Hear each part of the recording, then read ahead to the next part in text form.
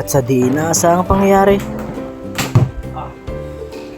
pati din ba kayo nasaktan? Okay lang yan, ako pa. At ito muna ang nangyari bago ang trahedya.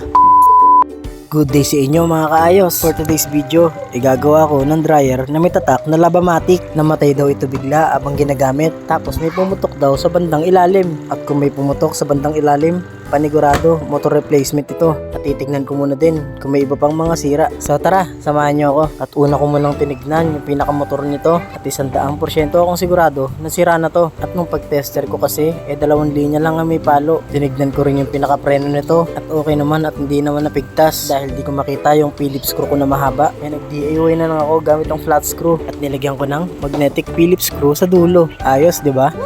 Hindi kasi umaabot yung socket screw ni Inko. Kaya gumawa na lang ako ng paraan para mabaklas ko itong dryer. Malapit ko na nga itong mabaklas. Oh my God! At ayan, nabaklas ko na.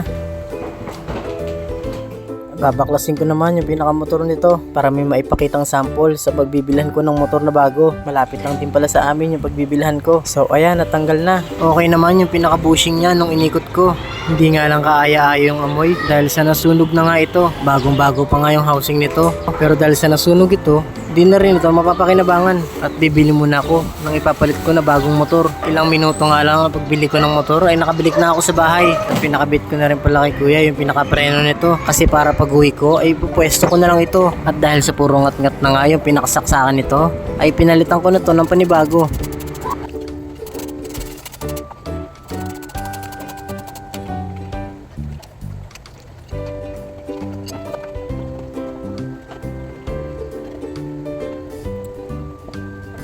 At ayan ay nakabit ko na. Babalik ko na yung pinaka-housing ng dryer.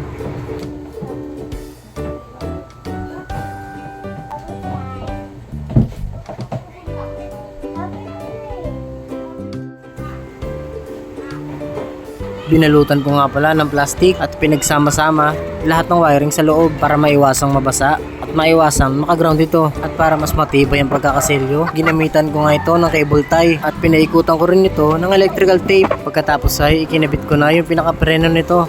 May nabidyohan nga pala akong pangyari habang ginagawa ko ito. Ang ingay ng aso no? So ito nga mga kaayos. At sa di inaasang pangyayari, slow mo natin konti. Isa pa nga.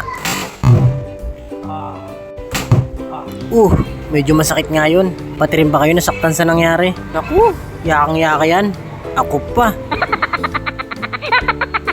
Buti na lang sa pinakano tumama at siguradong uusbong yung bukol nito maya-maya. Buti na lang tapos na ako at testingin ko na lang ito bago i-deliver.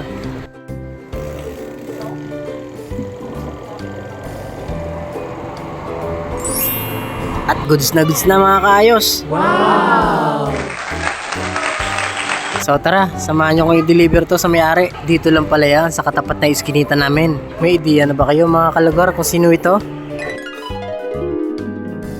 Ang may-ari ng dryer na ito ay walang iba kundi si Mama Buding. Malaking shoutout sa'yo Mama Buding.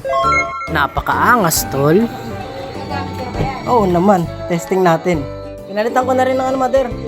Puro ngat-ngat na yung wire mo eh. Heavy duty naman na yan. Yun.